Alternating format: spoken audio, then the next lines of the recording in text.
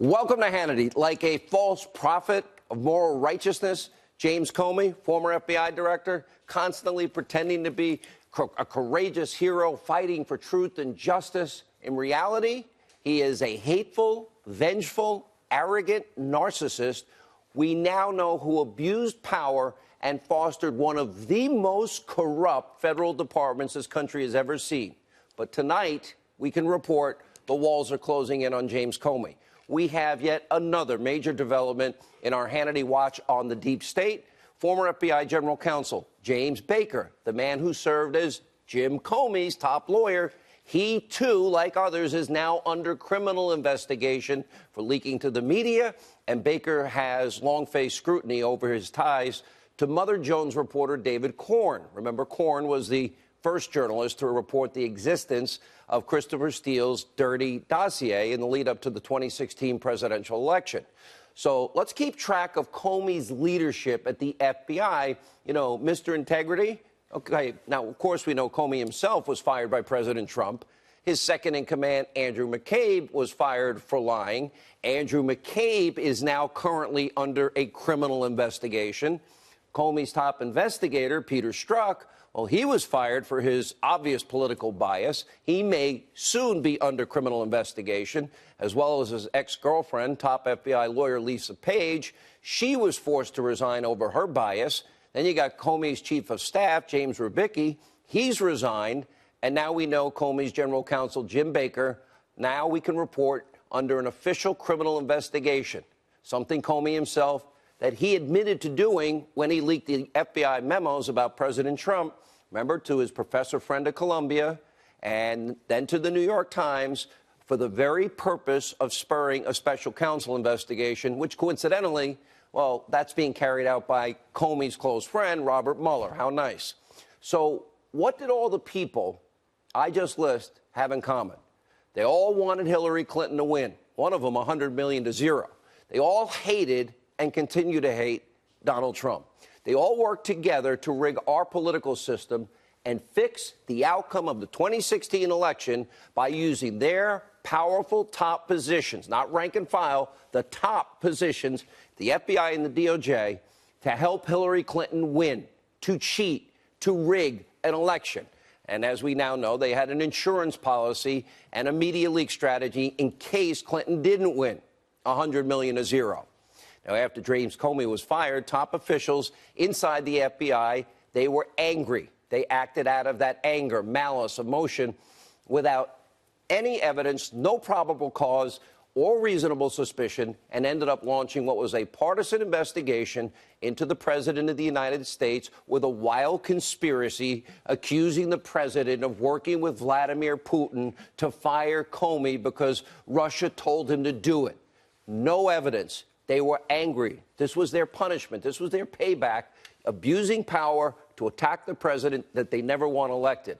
Now, this brings us tonight to a Hannity history lesson. Glenn Greenwald recently pointed out that the FBI, in their investigation into Donald Trump, used eerily similar tactics to those pioneered by J. Edgar Hoover. Remember, Hoover served as an FBI director for many decades, and he became infamous for his aggressive investigations into Americans who he suspected had ties to the Soviet Union. Hoover even suspected FDR's vice president, Henry Wallace, to a lengthy probe and surveillance simply because Hoover disagreed with Wallace's policy. The FBI should never be in the business of investigating political differences or policy decisions. They shouldn't be, well, lashing out because of personal opinions that they have. The role of the FBI, which is the 99% of field agents of rank and file, they do their job. They investigate crimes and criminals, not politics, not policy, and especially not launching a counterintelligence investigation into a duly elected president with zero evidence because you don't like him. Now, today, William Barr, President Trump's pick to be our next attorney general, faced his first day of confirmation hearings on the Hill. Senator Lindsey Graham, who'll join us later, grilled him about whether or not he would investigate the FBI's baseless, corrupt investigation into President Trump, taken out of anger for the firing of Comey. Let's take a look. So we should always be on guard about the politician interfering in an investigation. but we should also have oversight of how the department works and those with this tremendous power use that power. Are you familiar with the January 11th New York Times article about FBI open inquiry into whether Trump was secretly working on behalf of Russians?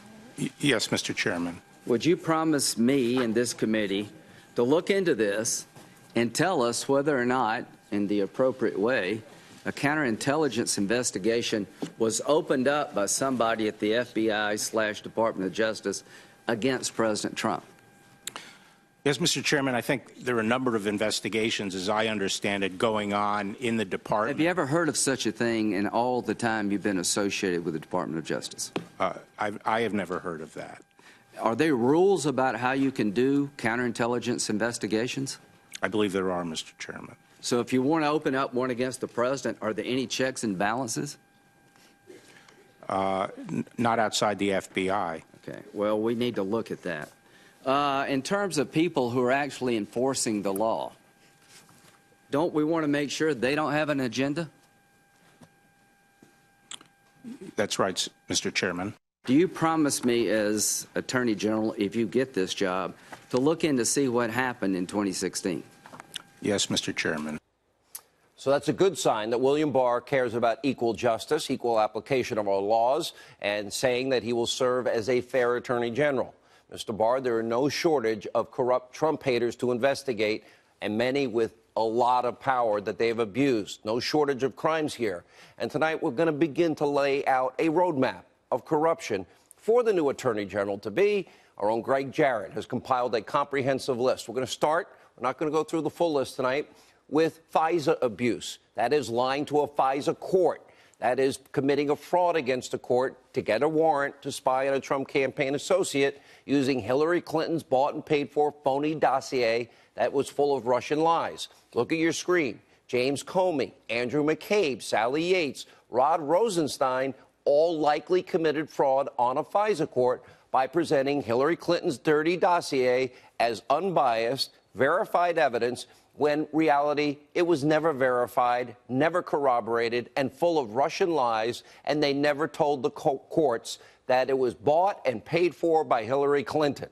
Next up, Mr. Barr, if you get this job, you need to look into the theft and the leaking of government documents. Now, Jim Comey obviously committed a serious crime when he intentionally leaked his FBI memos about his conversations with the president. It's important to also look at abuse of power charges. That would be many of the same names: Comey, McCabe, Strzok, all fired. Lisa Page resigned in shame. Bruce Orr, demoted twice, should have been fired. All using their high positions in our federal government to persecute those they disagreed with politically. All trying to help Hillary Clinton get elected, and then having an insurance policy and a media leak strategy if, in fact, Donald Trump did win. And let's not forget about lying to the FBI. After all, this crime shouldn't only apply to an American war hero like General Flynn and Trump campaign staff like George Papadopoulos, who had to spend 2 weeks in jail for nothing. Andrew McCabe was literally fired over that charge. Is he going to receive the same treatment as General Flynn and be prosecuted? Now, the DOJ also will need to tackle the unauthorized leaks. We now know that James Baker is already facing a criminal investigation tonight over this charge, but so too are we going to look at John Brennan and James Clapper? And what about Susan Rice? And what about Samantha Power? Should they not be investigated over the massive amounts of names that they unmasked while serving in the final year of the Obama administration? And because of James Comey's biased and inept investigation of Hillary Clinton, an exoneration before an investigation, obvious violation of the Espionage Act, Mr. Barr must also revisit Hillary Clinton's various crimes, like, deleting subpoenaed emails and deleting your hard drive and washing it with bleach bit and busting up devices and ripping out SIM cards. Now, we will show you exactly how Mr. Barr should tackle that in tomorrow night's monologue. But first, let's get back to Barr's testimony on Capitol Hill earlier today. In a concerning statement, he actually said that the Mueller investigation is not a witch hunt. I strongly disagree. Take a look. You say you've known Mueller a long time. Would you say you have a close relationship with Mr. Mueller? I would say we were good friends. Would you say that that you understand him to be a fair-minded person? Absolutely. Do you trust him to be fair to the president and the country as a whole? Yes. When his report comes to you, will you share it with us as much as possible? Consistent with the regulations and the law, yes. Do you believe Mr. Mueller would be involved in a witch hunt against anybody? I don't believe Mr. Mueller would be involved in a witch hunt. Now, maybe we can assume Barr is just trying to placate Democratic fears, giving the benefit of the doubt, not rushing to judgment, a belief in innocence before being proven guilty, because we know, in fact, Robert Mueller is on a witch hunt. You need look no further than the people that Mueller hired. We're talking about multiple, big-time Democratic donors, those that made tens of thousands of dollars combined in contributions to the campaigns of Obama, Kerry, Clinton, and other Democrats. Mueller, he hired 0 Republicans, not one. Top Mueller attorney, Jeannie Ray, actually worked for Hillary Clinton. How could you hire Hillary Clinton's attorney at the Clinton Foundation? And Mueller's so-called pit bull, according to the New York Times, Andrew Weissman, well, he actually attended Hillary's election night party. And Weissman has also come under fire for his hyper-aggressive prosecution tactics, like withholding, if you read Sidney Powell's License to Lie, withholding exculpatory evidence, including one case, Anderson Accounting. They were forced to close their doors. Tens of thousands of people lost their jobs before the Supreme Court overturned Weissman's prosecution 9-0. In another case, Mueller's pit bull, Weissman, sent 4 innocent Merrill Lynch executives to prison for a year. You'll never get that year back in your life before that case was overturned by the Fifth Circuit Court of Appeals. So we're supposed to believe that that track record appointing those people, that's a fair, unbiased investigation that's being carried out by an obvious, aggressive, partisan team of lawyers that Mueller picked. Don't forget, he also picked Strzok and Page. We know where they stand. And we're going to continue to monitor all the latest developments surrounding the deep state throughout the show tonight. But first, we turn to our Hannity Watch on the government shutdown. So today, President Trump invited Democrats to the White House. He's trying to make a deal.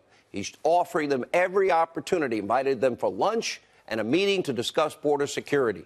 That invitation, once again, rejected by, I'll give you $1, Nancy Pelosi and company, making it all the more difficult for the president to negotiate with a group of people. How do you negotiate when they won't come to the table to talk? And this comes as a new migrant caravan is on the move now tonight in Honduras. According to a human rights group that's traveling with the migrants, the caravan has now swelled to approximately 2,000 individuals, raising fresh fears and concerns about more clashes as they move into the southern border of Mexico. And then, of course, back up to the United States. Without a doubt, this is good for everybody on both sides of our border if we had physical barriers. And remember, a wall makes everybody safe. We don't want to encourage the journey, which is literally difficult. People die, which is subject to human trafficking, physical abuse, sexual abuse, other life-threatening conditions for those that want to come here just for a better life.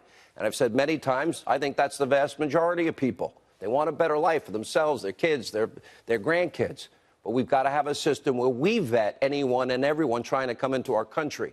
We have had Americans that have lost their lives because of illegal immigrants. 90% of the drugs, heroin, for example, coming into this country come from our southern border. That makes it a life and death matter, not a political ploy. And maybe Democrats should take note, because the president's agenda has been extremely successful. We've got good news on the economic front tonight. German automaker Volkswagen announced they're expanding operations in Tennessee. That's good news. Following the big news, the president tweeted out, Volkswagen will be spending $800 million in Chattanooga, Tennessee, and they will be making electric cars. Congratulations to Chattanooga and Tennessee. A job well done, a big win. And it gets better. A new poll finding that over 7 in 10 investors see economic fundamentals as strong and long-term optimism remaining high.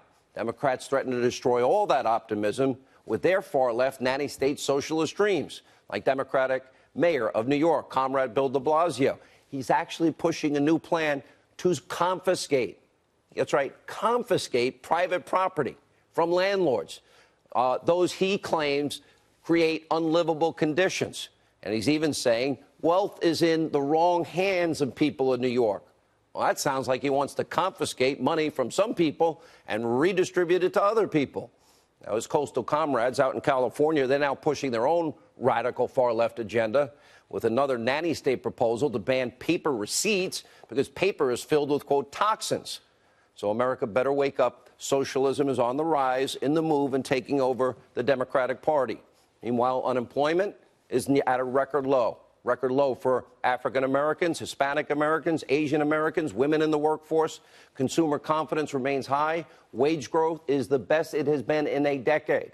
But Democrats threatening to turn back all this progress, higher taxes, burdensome regulation, and, of course, they don't want any energy independence. Some want even a 70 or 80% tax rate, socialized medicine, government-mandated climate shaming, all while making our nation less safe, less secure, because they want to fire ICE and want open borders. They want to control your business. They want to control your decisions. They want all the power, and they want all your money. How does that make your life better?